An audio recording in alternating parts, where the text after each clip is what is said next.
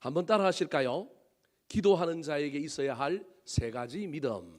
기도하는 자에게 있어야 할 세 가지 믿음. 기독교는 말씀의 종교인 동시에 기도교입니다.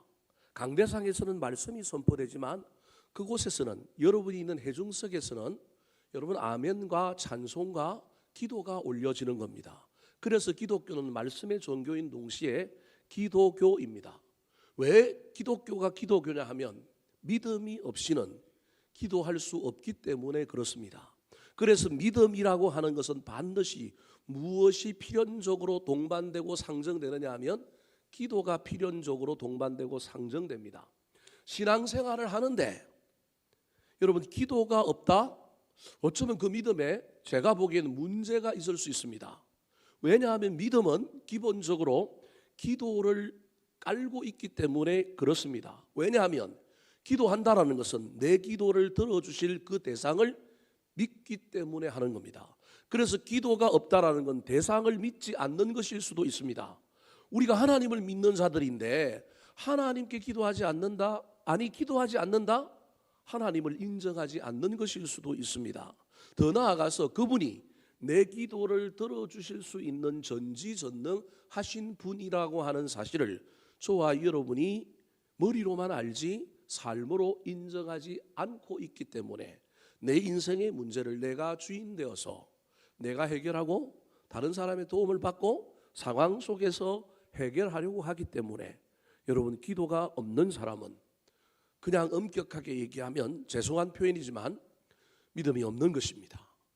모든 부분에 기도를 다 앞세울 수는 없습니다. 기도의 영성가들이면 그럴 수 있지만 그럼에도 불구하고 저와 여러분의 신앙에 내 신앙의 연수가 차 올라가고 내 신앙의 깊이가 올라갈수록 비례하여 기도의 질과 기도의 양이 올라가고 있는가 늘 점검해 보시기 바랍니다.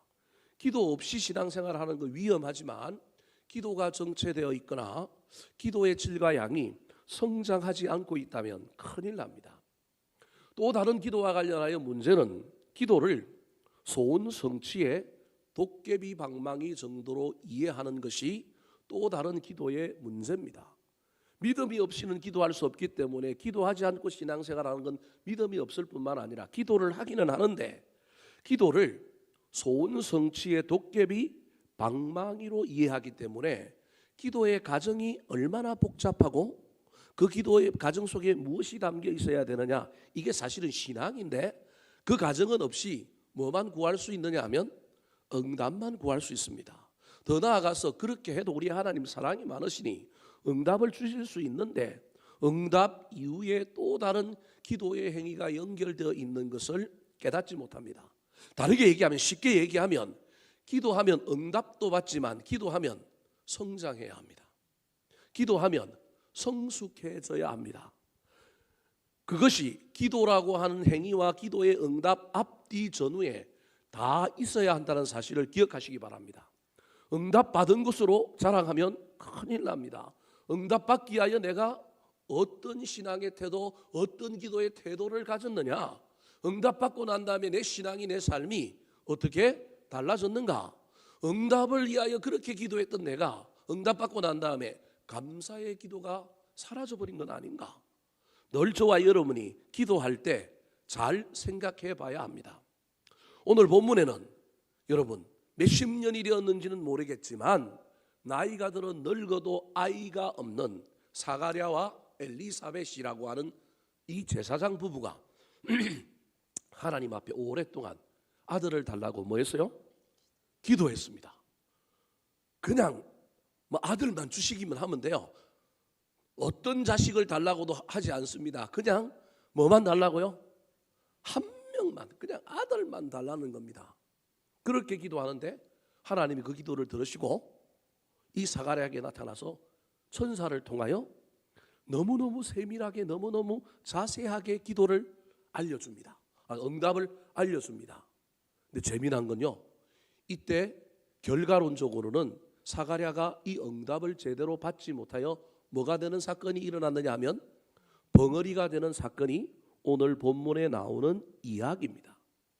다르게 얘기하면 기도할 때 그 기도 안에 단순히 부르짖는 기도, 이게 기본 전제입니다. 달라고 간절하게 부르짖는 기도, 뭐 이게 없어서 문제인데, 그러나 그것 다음에도 기도하는 자가 반드시 그 기도 안에 붙들어야 할 것, 통과하고 넘어서야 할 것이 있음을 기억할 수 있었으면 좋겠습니다. 오늘 본문을 통하여 기도하는 사가랴에게 없었던 것이 무엇인지, 그 없었던 것을 채워주시는 하나님의 놀라운 이야기를 통하여 우리도 더 기도에 열심을 내고 올 한 해 기도로 성부를 받으면 좋겠습니다. 단순히 도깨비 방망이로 기도를 이용하여 응답만 받는 것이 목적이 아니라, 기도할 때 내 믿음이 바로잡아지고, 기도할 때 내가 성장하고, 응답 이후에도 내가 더 크게 감사하는 자가 되기를 우리 구주 예수 그리스도의 이름으로 축원합니다. 자, 그렇다면 사가랴에게 있었던 신앙의 문제는 무엇일까요? 기도하는 자가 소유해야 할 믿음과 신앙의 태도는 무엇일까요? 첫 번째입니다. 따라 하시겠습니다. 상식의 한계선을 넘어서는 믿음. 상식의 한계선을 넘어서는 믿음. 기도하는 사람에게 제일 문제는 기도하면서 믿지 않는다는 겁니다. 기도하면 여러분 믿어야 되는데, 기도하는 사람은 내 때, 내 방식으로 응답해 주지 않으면, 다른 방식, 다른 때에 응답을 주시면 못 받아들여요. 안 받아들여요. 질문하는 사람이 답을 정해놓고 질문을 했는데 그 답을 상대방이 말하지 않으면 또 다른 사람에게 가서 물어봅니다. 제가 신대원 때 저는 장가를 갔고요, 애들이 4살, 2살일 때 저는 34살에 신대원을 늦게 갔는데 아직 장가를 안 간 총각들이 같은 나이 또래 동기들이 제법 있었어요. 이 친구는 늘 신학교 강장이 있는데 미스바 강장이라고 하는 강장에 앉아서 늘 지나다니는 신대원이나 학부 교회 음악과 여학생들을 늘 쳐다보고 있습니다. 뭘 찾고 있는 거예요? 신부감을 찾고 있는 거예요. 얘는요, 누가 하나 필이 꽂히면요, 우리 동기 모임 할 때마다 막 묻는 겁니다. 제가 오늘 나를 보고 뭐 했다고요? 웃었다라는 거예요. 나를 뭐 한다고요? 좋아한대요. 그래서 야, 너가 상상이다. 어떻게 말도 안 걸어봤는데 좋아하는지 안 하는지 어떻게 아냐? 너 웃었다라는 거예요. 야, 널 보고 웃었는데 네 옆에 있는 사람을 보고 있었는지, 네 뒤에 있는 사람을 보고 있었는지 어떻게 아냐? 그래서 충고를 하고 정신을 차리라 그러지 말고 가서 정말로 말도 한번 나눠보고 커피도 한번 마시자고 이야기해보고 전공법으로 정말로 나 관심 있는데 한번 만나보지 않겠냐고, 그렇게 이야기해봐라. 용기가 없어 그 짓을 못합니다. 그 짓을 못하는데 늘 자기 혼자서 뭘 써요? 막 상상력을 동원하여 소설을 쓰는 겁니다.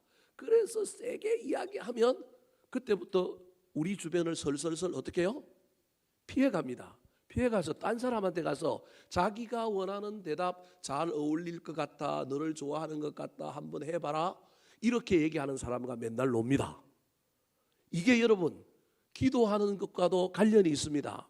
저와 여러분이 기도했을 때 내가 원하는 답을 내가 원하는 방식으로 들어주시면 오케이인데, 분명히 우리가 기도하는데 하나님은 능치 못하실 일이 없는데 내가 상식의 한계선을 정해놓고 그 한계선은 여러분 받아들이고 믿음으로 아멘하지만 그것을 넘어서는 것은 믿지 않습니다.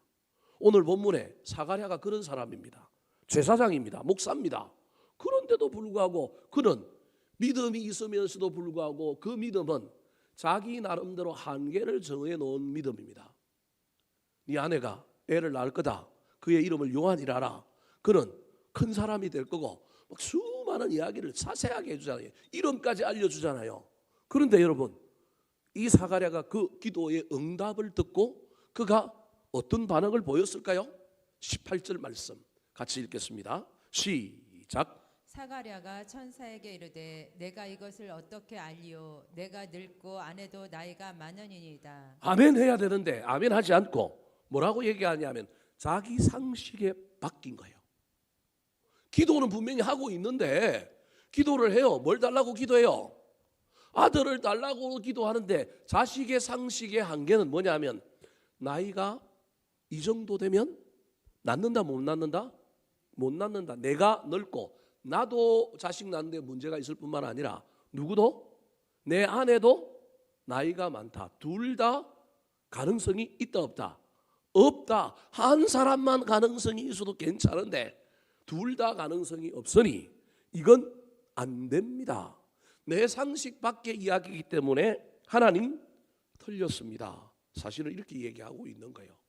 여러분, 이게 우리 인간의 기도와 관련하여 제일 어려운 문제입니다. 그래서 잘 안 들어주시거나 지체되거나 나의 시간에 맞지 않는 것은 저와 여러분은 기도하고도 잊어버릴 뿐만 아니라 기도하면서도 믿지 않는 기도자가 되는 것입니다.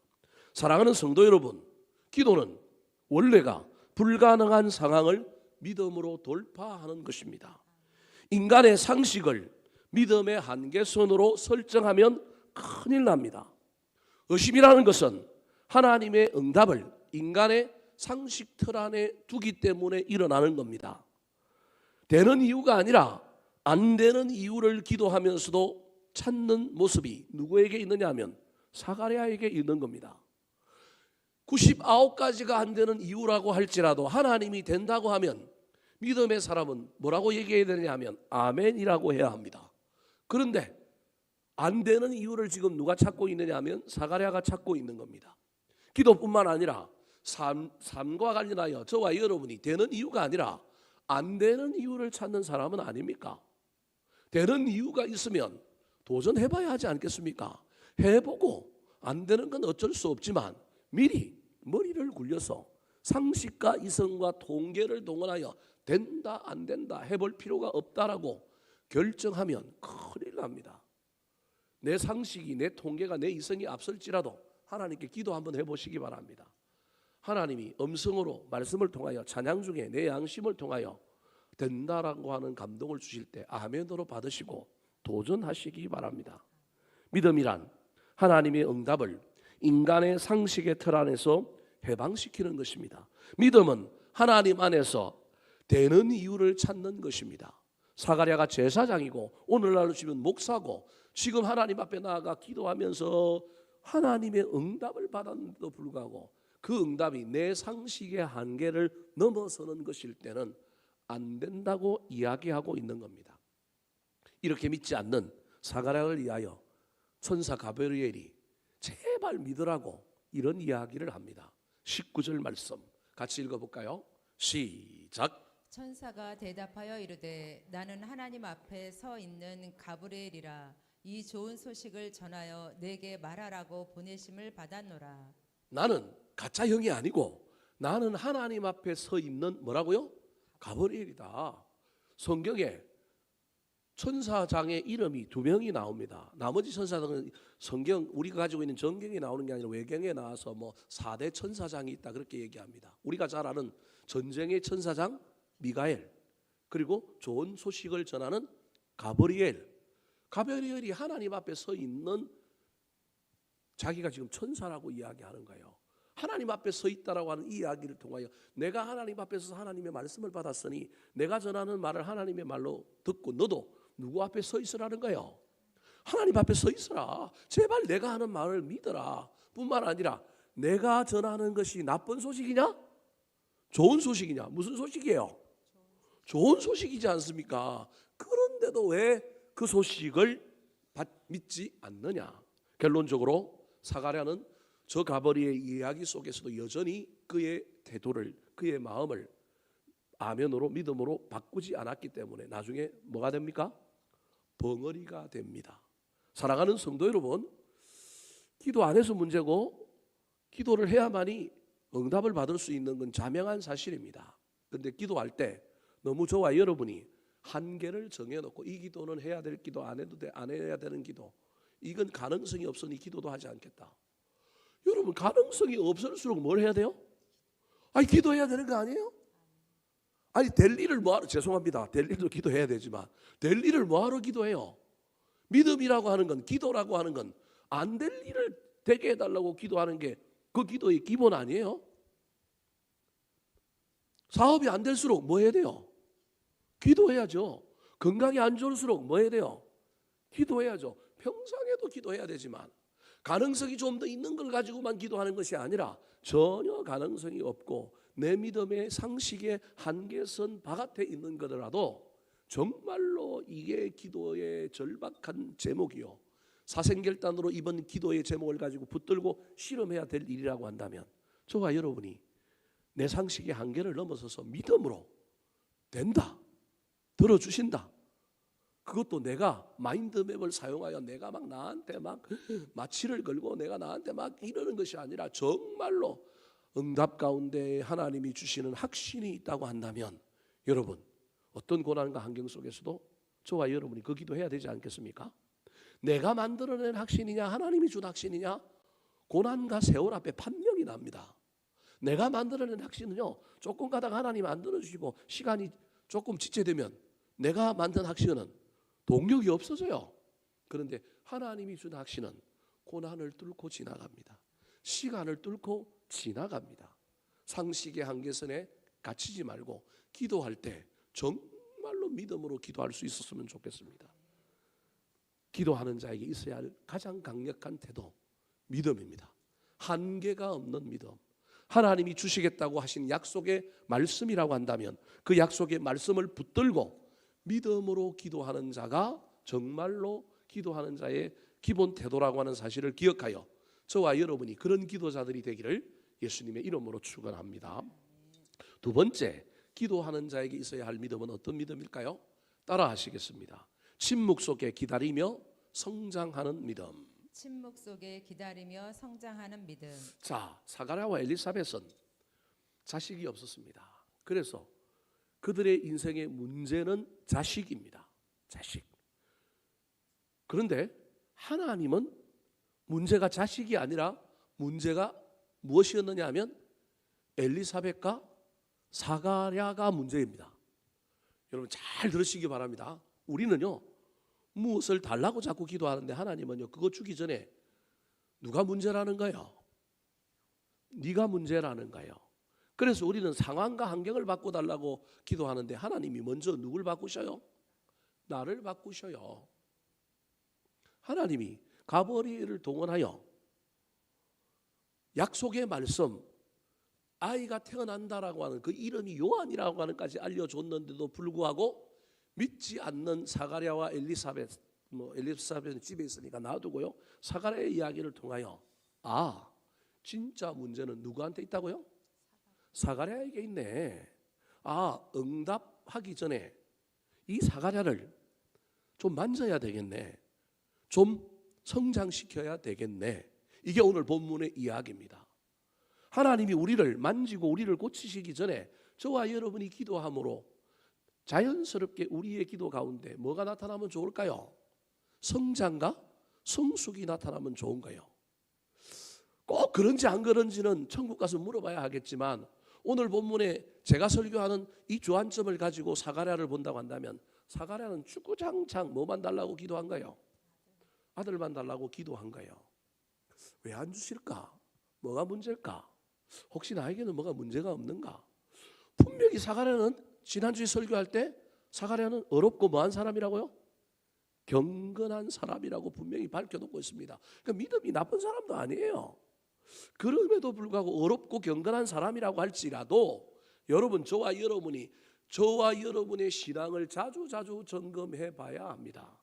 그래서 내가 멈춰져 있는지 성숙해져 있는지, 특별히 어떤 일에 간절할 때 그 간절한 만큼, 그 문제만큼 하나님을 사랑하는 사랑도 간절하냐, 하나님에 대한 신뢰도 간절하냐, 잘 따져봐야 됩니다. 이게 같이 올라갈 수만 있다면 얼마나 좋을까요? 때로는 간절한 것 때문에 하나님에 대한 사랑, 하나님에 대한 믿음은 조금 떨어질 수도 있습니다. 떨어져도 좋습니다. 그런데 어떤 사람은요, 이 간절한 것을 붙들고 있는 것 자체를 뭐라고 이해하느냐 하면 믿음이요? 신앙이라고 착각합니다. 그래서 간절하게 기도만 하고 기도 붙드는 이 이야기를 통하여 나는 믿음이 있어서 난 지금 뭐하고 있다고요? 기도하고 있다고 생각합니다. 그런데 사실은 기도하고 있지만 그 기도는 알고 보면 야고보서에 하면 무엇을 위하여 구하는 기도라고요? 욕심을 위하여 구하는 기도입니다. 아유, 내가 무슨 욕심을 부려요. 애가 없는 사람이 애 하나 달라고 기도하는 게 무슨 욕심이에요. 근데 그 이야기 속에 이 아이가 어떤 의미로 보면 하나님과 버금가는 존재로 이미 그들의 삶에 뭐 해버린 거예요? 그 간절함이 성장해 있는 것입니다. 사가랴가 나쁘다, 제가 사가랴의 신앙이 뭐 우리보다 못하다, 아닙니다. 훨씬 낫습니다. 그럼에도 불구하고 하나님은 이 믿음으로 아멘 하지 못하는 사가랴를 좀 성장시켜야 되겠다라고 하기 위하여 그에게 뭘 주셨느냐 하면 침묵을 주셨습니다. 침묵이라고 하는 것들 속에서, 침묵 속에서 신앙의 성장 성숙, 하나님을 만나는 놀라운 일을 좀 경험해 보라는 겁니다. 기도할 때 눈을 감지요. 눈 뜨고 기도하면 안 될까요? 이스라엘의 기도의 전통은 눈을 뜨고 기도합니다. 우리 동양인들은 대체로 눈을 뭐하고 해요? 감고 기도합니다. 그렇다고 뭐 서구 유럽이 다 눈 뜨고 기도하는 건 아니고요. 대체로 다 눈을 감고 기도합니다. 왜냐하면 눈을 감는다고 하는 것은 다른 것을 뭐 하지 않겠다? 보지 않겠다라고 하는 결단입니다. 여러분, 침묵, 벙어리가 되었다라고 하는 이야기는 다른 소리를 듣지 않겠다. 누구 소리만 듣겠다? 하나님의 소리만 듣겠다. 침묵을 통하여 하나님의 약속의 말씀, 상식의 한계선을 뛰어넘는 순종을 배우게 하려고 이 사가랴에게 벙어리가 되어 벙어리 훈련을 시켰습니다. 20절 말씀 같이 한번 읽어볼까요? 시작. 보라, 이 일이 되는 날까지 내가 말 못하는 자가 되어 능히 말을 못하리니 이는 내가 내 말을 믿지 아니함이거니와 때가 이르면 내 말이 이루어지리라 하더라. 여러분, 똑같이 아브라함의 이야기 속에서도 내년 이맘때쯤 네가 아들을 낳을 것이다 할 때 사라가 어떻게 했어요? 피식 웃었어요. 그러면 여러분, 안 믿었다는 얘기 아니에요. 그러면 사라도 뭘 만들어야 돼요? 벙어리를 만들어야 되지 않겠어요? 근데 사라는 벙어리를 안 만들었어요. 다르게 얘기하면 아브라함을 벙어리로 만들어야 되지 않겠어요? 사라만 피식 웃었겠어요? 아브라함도 안 믿을 가능성이 있어요. 그런데 아브라함과 사라의 이야기는 안 믿었음에도 불구하고 하나님의 약속은 그대로 가요. 그런데 사가랴는 제가 보기에는 사라나 그때 당시에 아브라함보다는 사가랴가 훨씬 더 경건하고 믿음이 좋은 것 같은데 이 사가랴는 아멘 안 했단 말이에요. 그런데도 불구하고 사가랴는 뭘 시켰다고요? 침묵을 시킨 거예요. 이유는 저도 잘 모르겠어요. 그런데 제가 여러분에게 설명하려고 하는 것은요, 사람에 따라 하나님이 침묵을 안 시켜도 이 두 가지 사건을 통하여 저와 여러분이 생각해 봐야 될 것은 기도하는 자에게 기도가 응답이 되지 않을 때, 기도의 응답이 오래 걸릴 때, 또는 기도의 응답이 내 방식이 아닌 다른 방식으로 올 때, 저와 여러분은 머리가 빨리 돌아가고 막 이럴 것이 아니라 할 수만 있다면 침묵, 다르게 얘기하면 좀 잠시 정지하여 내려놓고 하나님의 뜻이 어디 있는가, 하나님의 약속은 무엇인가라고 하는 훈련을 해야 된다라고 하는 의미가 이 안에 있는 거예요. 이 훈련이 사가랴에게 필요한 겁니다. 그래서 사가랴를 벙어리가 되게 만든 거예요. 벙어리가 되어서 나온 것은 여러분 제사장의 입장에서는 엄청난 데미지입니다. 22절 말씀 같이 한번 읽어볼까요? 시작. 그가 나와서 그들에게 말을 못하니 백성들이 그가 성전 안에서 환상을 본 줄 알았더라. 그가 몸짓으로 뜻을 표시하며 그냥 말 못하는 대로 있더니. 자, 재물을 갖고 들어가서 떡상을 물리고 향을 피우고 뭐 이런 일들을 다 감당하고 나와야 되는 이 사가랴가 늦게 나온단 말이에요. 그리고 백성들이 가지고 온 그 재물, 뭐 짐승의 넓적다리라든지 이런 걸 드리고 난 다음에 다시금 그 물질을 가지고 나오거나 그 예물을 가지고 나오거나 아니면 물질을 드린 사람들이 성전 바깥에서 기다리고 있을 때 제사장이 그 자기의 직무를 다하고 난 다음에 그 다음에 와서 해야 될 일은 뭐냐면 예물 드린 사람들 위하여 뭐 해줘야 되느냐 하면 축복해 줘야 되는 거예요. 네가 드린 예물을 누가 받았다고요? 하나님이 받으셨다. 이게 이제 강복선언이란 말이에요. 목회자들이 축도하는 거하고 똑같이 구약의 제사장들은 그 일을 했단 말이에요. 그래서 사가랴가 당번이 되어서 성소에 들어갔으면 나와서 해야 될 일은 뭘 해야 되느냐면 입을 열어 백성들에게 뭐 해야 되냐면 축복해야 되는 거예요. 그래서 지금 백성들이 다 기다리고 있는데 이 백성들 앞에 사가랴가 뭘 못해요? 말을 못하는 거예요. 말을 못해요. 근데 백성들이 착해요. 뭘 봤다고 처음에는 생각하는 거예요. 환상을 받고 저 환상에 도취돼갖고 저 신령한 제사장이라는 거예요. 그런데요, 그가 몸짓으로 뜻을 표시하며 그냥 말 못하는 대로 뭐 했다고요? 있었단 말이에요. 당번이 끝날 때까지 7일 당번 7일 동안 여러분 반차에 따라서 일주일 동안 봉사하는데요. 나머지 기간 동안에는 다 뭘로 있었다고요? 벙어리로 있었던 거예요. 이제 탄로가 난 거예요. 뭔가 문제가 생긴 거예요. 사람들이 여러분 입방아 짓기를 좋아하잖아요. 남에게 무슨 일이 생기면 꼭 죄와 관련을 지어요. 어떤 사람의 불행한 일이 생기면 그 불행을 위로하고 염려하고 걱정하기보다는 여러분 입방아를 찍어요. 저 무슨 죄를 지었다. 저 무슨 문제가 있어서 저 뭐가 되었다고요? 벙어리가 되었다. 여러분 수많은 이야기가 들려올 거예요. 성경학자들은 그래서 저 벙어리가 되었다라고 하는 말은 길은 열려 있는데 말을 못하는 벙어리냐, 아니면 뭐도 닫혀 있다고요?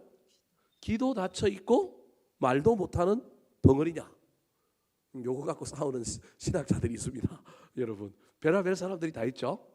저는 후자라고 생각해요. 후자. 사람의 비난하는 소리가 사가랴에게 들리지 않는 벙어리. 벙어리의 기본은 뭐냐면 둘 다 뭐 하는 거예요? 안 되는 거예요. 그래서 듣지 못하기 때문에 뭘 못하는 거예요? 말을 못하는 거예요. 사실은 이게 벙어리의 기본 역학이거든요. 그래서 사가랴는 사람들이 무슨 얘기를 해도 사람들의 얘기에 시선을 두는 게 아니라 이 벙어리가 됨으로 말미암아 침묵 훈련 속에서 누굴 바라보는 거예요? 하나님을 바라보는 거예요. 여러분 벙어리가 됐다라고 하는 이야기의 핵심은 뭐냐 하면 기도하는 자가 하나님이 우리를 벙어리로 육신의 벙어리로 만들기 전에 내가 영적인 벙어리가 되어 누구를 바라보아야 한다는 거예요? 하나님을 바라보아야 되는 거예요. 하나님을 집중해야 되는 거예요. 사람 집중하는 게 아니고 사람 음성이 아니라 하나님 음성 들으려고 애를 써야 되는 거예요. 그래서 기도하는 사람은 하나님께 초점이 가는 거예요. 하나님과의 관계가 성숙되는 거예요. 친밀감이 생기는 거예요. 그런데 기도 자체가 응답 자체가 목적인 사람은 하나님이 방법이 아닌 자신의 방법으로 이루어지지 않는 일을 이루려고 그래요. 왜 이렇게 되는지, 이 일 속의 뜻이 무엇인지를 깊이 깨달아가고 찾아가고 그 일을 통하여 응답뿐만 아니라 자기가 성숙해져 가는 이 과정. 복잡한 거 싫어하는 사람은 이게 싫다니까요. 신앙생활도 단순하게 하는 좀 사람들이 있는데, 아니 목사님 뭘 기도를 그렇게 어렵게 설명합니까? 기도하고 뭐 받으면 된다고요? 응답 받으면 되죠. 아니 기도하고 응답 받는 게 기본이라니까요. 맞다니까요. 그런데 기도가 응답되지 않을 때, 때로는 내가 생각했던 기도의 응답이 아닐 때, 저와 여러분이 해야 될 두 번째 태도는요, 뭐 하는 거라고요? 좀 침묵, 영적인 침묵에 들어가서 저와 여러분이 하나님을 묵상해야 돼요. 저와 여러분이 하나님의 뜻이 어디 있는지를 살펴봐야 된다니까요. 그게 저와 여러분에게 올 기도의 응답, 저와 여러분이 기도 이후에 살아가야 될 삶에 엄청난 하나님의 은혜가 임하는 거예요. 그래서 응답만이 목적이 아니라 응답까지 이르는 동안 응답 이후에 우리의 삶에 저와 여러분이 좀 더 성장하고 성숙해야 되는 겁니다. 믿음으로 기다린다는 것은 아무것도 하지 않는 것이 아니라 기다리면서 하나님을 만나고 영적으로 성숙하는 것입니다. 사랑하는 성도 여러분, 나의 기도에 기다림이 있는가 살펴봐야 합니다. 벌써 사가랴는 가브리엘 천사를 만났을 때 아멘 하지 않고 되는 이유가 아니라 무슨 이유를 찾아요? 안 되는 이유를 찾지 않습니까? 입술이 벌써 부정적이지 않습니까? 그래서 부정적이지 않고 하나님께 집중하고 세상과 다른 사람들 길을 기울이지 않게 하려고 강제적으로 하나님이 뭘로 만들어버린 거예요? 벙어리를 만들어서 침묵하게 만들므로 사람들 소리는 들려오지 않아 하나님 음성 듣고 하나님 만나게 하려고, 자기 입으로 부정적인 말하지 않게 하려고 벙어리를 만들었다. 그러면 여러분이 이 원리를 통하여 저와 여러분이 우리 스스로 이 일을 하면 되지 않겠습니까? 기도의 응답을 기다리는 자가 저와 여러분이 해야 할 일, 영적 벙어리가 되는 겁니다. 부정적인 언어를 걷어내시기 바랍니다. 더 나아가서 기도하면서 응답만 바라보지 마시고 기도하면서 그 응답을 주실 하나님을 묵상하고 하나님께 더 가까이 나아갈 뿐만 아니라 저와 여러분이 나를 좀 들여다보고 성장하고 성숙하셨으면 좋겠습니다. 다음에 할 설교인데요, 여러분, 삭개오가 위대한 3대 발견을 합니다. 첫 번째 발견은 세리장으로서 세간 세무소에 앉아 있다가 예수님 오신다는 소리를 듣고 누구 만나러 가요? 예수님 만나러 가요. 예수님을 발견하는 게 이게 삭개오의 위대한 발견입니다. 저와 여러분의 인생에도 하나님 발견, 예수님 발견이 있어야 합니다. 그런데요, 예수님을 발견하고 난 다음에 예수님이 누굴 만나줘요? 삭개오를 만나주잖아요. 뽕나무에 올라가 있는 삭개오에게 찾아오잖아요. 삭개오야 내려오라 그러니까 삭개오가 예수님 앞에 탁 엎드려서 뭐라고 얘기해요? 나는 죄인이로소이다. 이게 자기 발견이에요. 자기 발견이에요. 삭개오의 집에 가서 예수님이 밥을 먹어요. 삭개오가 너무 감동을 받았고 뭐라고 얘기해요? 내 재산 절반을 누구에게 주겠다고요? 이웃에게 주겠고요. 내가 토색 잘못하여 빼앗아 온 것이 있으면 그거 4배나 쳐서 돌려 뭐 하겠다고요? 주겠다. 누굴 발견한 거예요? 이웃을 발견한 거예요. 이게 삭개오의 위대한 발견이에요. 여러분, 저와 여러분이 기도의 응답을 구하는 동안에 뭘 발견하시렵니까? 기도의 응답만 구하지 말고 기도의 응답하는 가운데 이런 발견들이 일어나야만이 성장과 성숙이 동시에 일어나는 겁니다. 예수님 당시에 수많은 사람이 병고침을 받았는데 병고침을 받은 사람은 많지만 여러분, 네 믿음이 너를 구원하였다라고 하는 말을 들은 사람은 소수밖에 없습니다. 저와 여러분이 기도의 응답만 받지 마시고 성장하고 성숙했으면 좋겠습니다. 주님을 더 깊이 만났으면 좋겠습니다. 동시에 응답과 그것이 같이 기도하는 가운데 일어났으면 좋겠습니다. 그러기 위하여 저와 여러분이 해야 될 방법 중에 하나가 사가랴를 통하여 보여주신 놀라운 이야기가 우리 스스로 영적인 뭐가 되자고요? 벙어리가 되자. 침묵함으로 사람 소리 듣지 말고 내 입에서는 부정적인 언어를 걷어내고 나는 사람 소리 듣지 말고 하나님 소리 들으려고 애를 씀으로 말미암아 기도하며 침묵 속에 기다림이 나를 성장시키고 성숙시킬 뿐만 아니라 나중에 응답까지 찾아오는 놀라운 역사가 저와 여러분의 기도 생활 가운데 이루어지게 되기를 예수님의 이름으로 축원합니다. 마지막입니다. 기도하는 자가 기도의 응답을 기다리는 자에게 있어야 할 믿음의 태도는 무엇일까요? 따라하시겠습니다. 응답을 이루는 겸손과 감사의 믿음.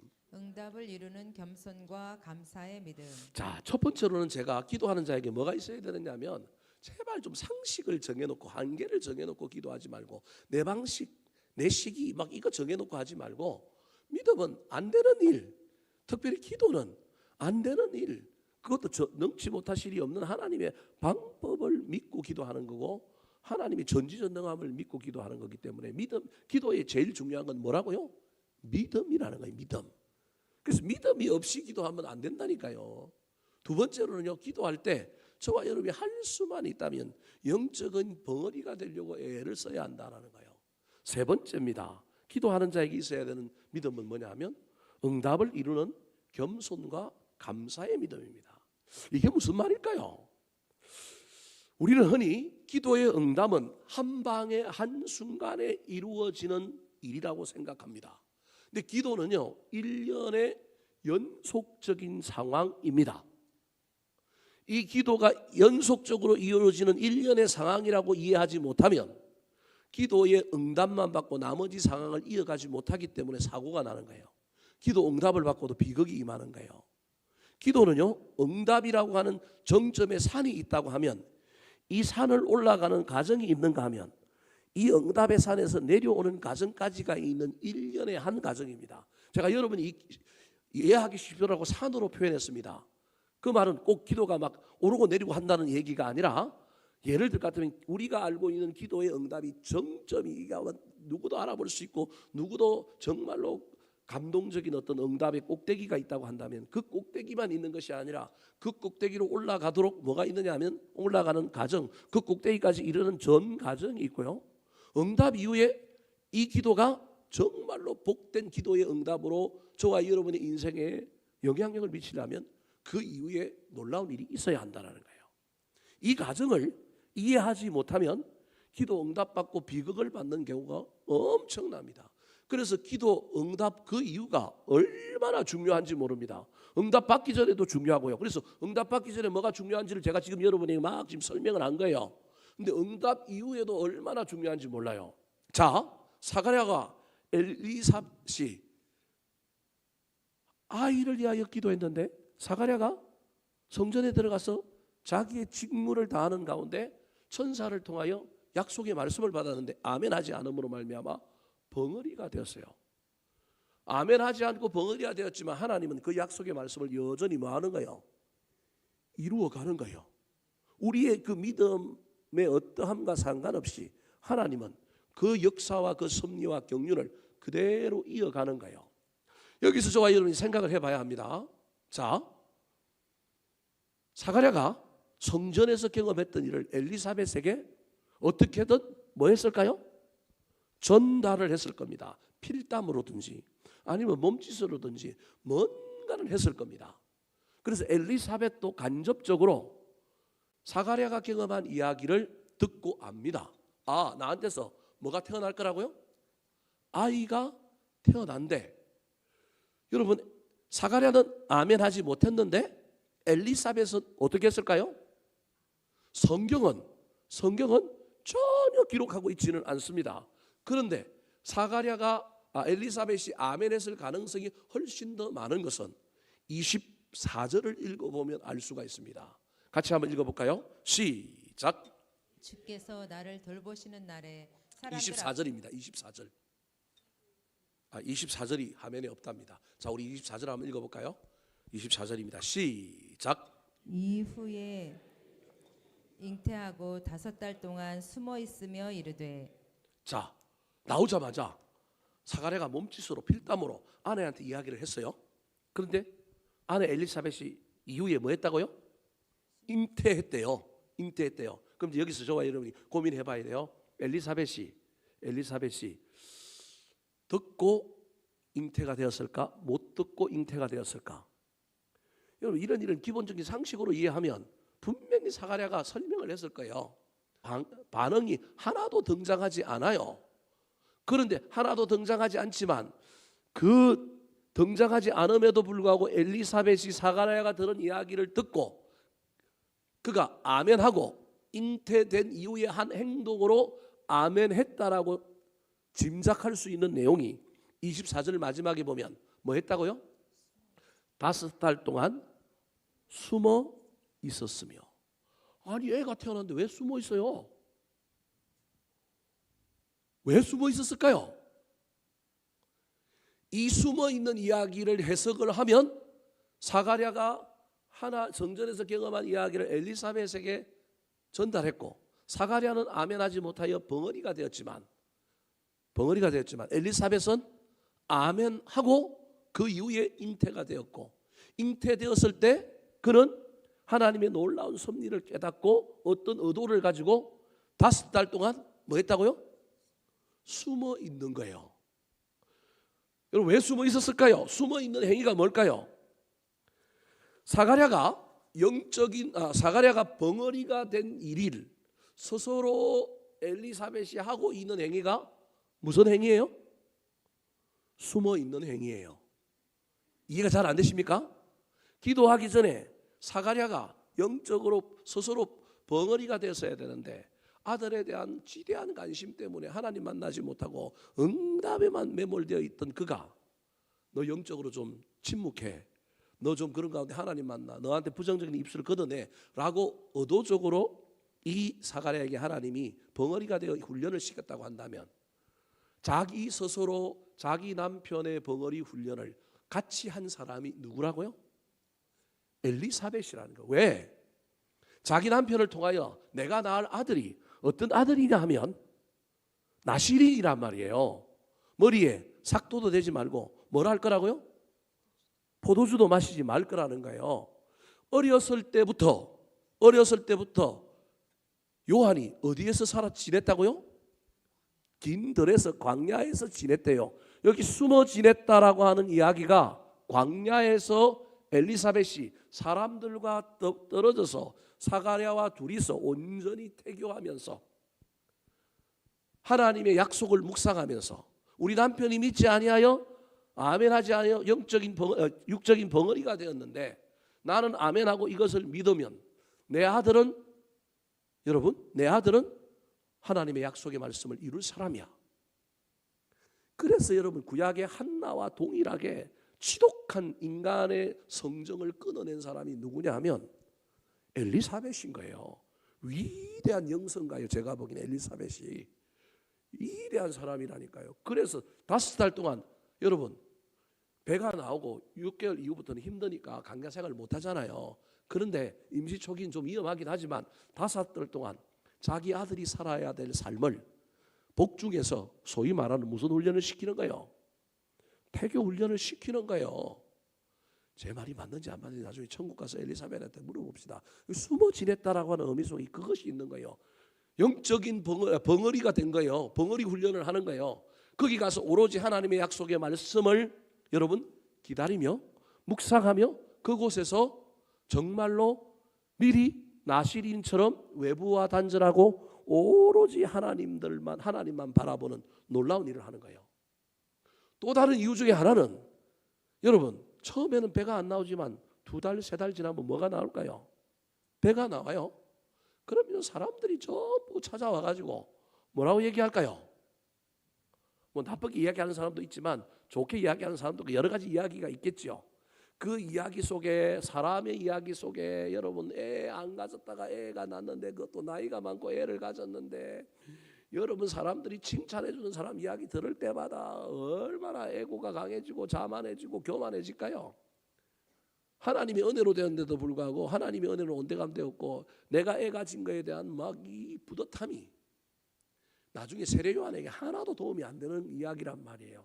또 어떤 사람은 야 나이 들어서 애를 가져 저 애 태어날까? 저 어떻게 출산하지? 여러분 이런 이야기 무슨 말씀이 이해되십니까? 이 모든 이야기로부터 딱 단절하여 5개월 동안 딱 숨어 있는 거예요. 숨어 있다라는 얘기는 단순히 숨어 있었던 것이 아니라 누구만 만나는 거예요? 하나님만 만나는 거예요. 이게 영적인 벙어리 훈련을 하고 있는 거예요. 그래서 이 부분은 남자는 하나님이 강제로 벙어리 훈련을 시켰고 여러분 아내는 지혜로워서 딱 남편의 사건을 통하여 깨닫고 5달 동안 딱 들어가서 하나님과 만나고 영적인 태교를 통하여 간접적으로 광야에 대한 훈련을 자기 태중에 있는 아이에게 시키고 있는 거예요. 그리고 난 다음에 5개월 후에 돌아와요. 왜 5개월 후에 돌아오는지 아십니까? 누가 찾아오나요? 마리아가 찾아오잖아요. 마리아가. 그 마리아는 어떻게 돼요? 만나야 되잖아요. 세례 요한의 탄생이 누구 때문에 있는 거예요? 예수님 때문에 있는 거니까 이 교제, 이 교류는 있어야 되니까 이제 나오는 거예요. 왜냐하면 이건 놀라운 이야기거든요. 그래서 마리아에게 엘리사벳이 또는 서로 이야기하고 축복하는 이 모든 이야기가 연결되어 있는 겁니다. 중요한 건 여러분 기도의 응답이 실제로 기도의 응답이 세례 요한이 태어나는 겁니다. 이게 정점입니다. 이 정점에 이르기까지 약속의 말씀을 들었다고 약속의 말씀을 믿었다고 이게 정점이 아닙니다. 세례 요한이 태어나는 게 정점입니다. 근데 이 정점으로 가기 전에 사가랴는 벙어리, 엘리사벳은 5달 동안 숨어 있는 겁니다. 이게 겸손입니다. 숨어 있는 거 이게 하나님 만나는 겁니다. 하나님의 약속의 말씀을 자기 가정에 임하는 그 섭리를 묵상하는 가운데 어떻게 살 것인가? 앞으로 어떻게 결단할 것인가? 여러분 기도 응답 해갖고 애 날라가는데 애 낳으면 나중에 마음이 어때요? 안 바뀔 것 같아요? 바뀐단 말이에요. 그런데 하나님이 요한이라 하라 이 아이의 썰모는 이러이러하다 한다가 서원하여 사무엘 낳았는데요 애 낳고 나면 얼마나 그 애가 귀해요. 근데 나중에 젖된 후에 딱 어떻게 해요? 난 안 간다. 눈물 나서 못 보낼까 봐. 자기 남편 엘가나 보고 네가 데리고 올라가서 뭐 하라고요? 엘리 선지자에게 드리라는 거예요. 그리고 매년마다 한 번씩 정성으로 눈물로 사무엘 보고 싶은 그 마음 가지고 여러분 에봇을 지어가지고 해마다 올라가서 그 옷만 입히고 오는 거예요. 인간적으로 보면 독한 여자예요. 그러나 그 마음을 딱 가진 거예요. 엘리사벳이 그 마음 품는 훈련을 세례요한이 태어나기, 기도의 정적 응답이라고 하는 것이 일어나기까지 한 거라는 거예요. 사랑하는 성도 여러분, 기도의 응답을 바라보고 줄기차게 기도하는 것도 중요합니다. 기도하시기 바랍니다. 근데 그 중간에 내가 해야 할 일이 무엇인지를 주님 앞에 한번 물어보시기 바랍니다. 엘리사벳이 했던 훈련, 그런 훈련도 좋고요. 아니면 내가 하나님 앞에 소원까지는 아니더라도 깨닫는 바를 가지고 그 기도의 응답이 약속의 말씀으로 나한테 임하였다 할지라도 애를 잉태했는데 순산하여 태어난다는 법이 없잖아요. 그게 다 된다는 법도 없잖아요. 그러니까 그 과정 속에 저와 여러분이 해야 할 일이 있다는 걸 이 이야기를 통하여 기억해야 된다니까요. 아, 엘리사벳은 5달 동안 뭐 했더라? 숨어 지냈다. 여러분 보고 숨어 지내라는 얘기가 아니라 내가 그 기도의 응답의 약속의 말씀을 받고 줄기차게 기도하는 것 넘어서서 해야 할 일은 뭐가 있을까? 깨달아지고 난 다음에 나중에도 엘리사벳이 막 노래하고 세례요한 태어나고 난 다음에도 해요. 근데 오늘 본문 25절 같이 한번 읽어볼까요? 자, 25절 말씀 시작. 주께서 나를 돌보시는 날에 사람들 앞에서 내 부끄러움을 없게 하시려고 이렇게 행하심이라 하더라. 하나님께 감사하는 거예요. 찬양하는 거예요. 주께서 나를 뭐 하셨느냐면 돌보셨다라는 거예요. 그동안 나를 버린 날들이 아니라 알고 보니 하나님이 나를 뭐 하셨다고요? 돌보셨다라는 거예요. 이렇게 늦게 나한테 아이를 주신 일은 하나님의 놀라운 섭니다. 내가 애 못 낳는 여자로 그냥 인생을 마감하는 부끄러움을 명쾌해 주시는 것뿐만 아니라 하나님의 놀라운 섭리가 있다고 고백하는 거예요. 하나님께 감사하고 있는 거예요. 사랑하는 성도 여러분, 기도 응답받고 난 다음에 감사를 잊어버리지 말았으면 좋겠습니다.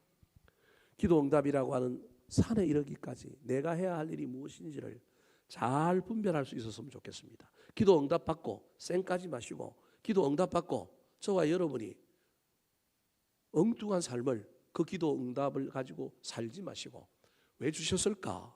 왜 응답하셨을까? 주신 이유는 무엇일까? 잘 깨닫고 합당하게 사실 뿐만 아니라 쓰실 뿐만 아니라 하나님 앞에 저와 여러분이 감사하는 겸손한 기도자들, 겸손한 기도의 응답자들이 되기를 우리 구주 예수 그리스도의 이름으로 축원합니다. 한번 따라 하실까요? 기도하는 자에게 있어야 할 세 가지 믿음. 기도하는 자에게 있어야 할 세 가지 믿음. 상식의 한계선을 넘어서는 믿는 믿음. 상식의 한계선을 넘어서는 믿는 침묵 믿음. 속에 기다리며 성장하는 믿음. 침묵 속에 기다리며 성장하는 믿음. 응답을 이루는 겸손과 감사의 믿음. 응답을 이루는 겸손과 감사의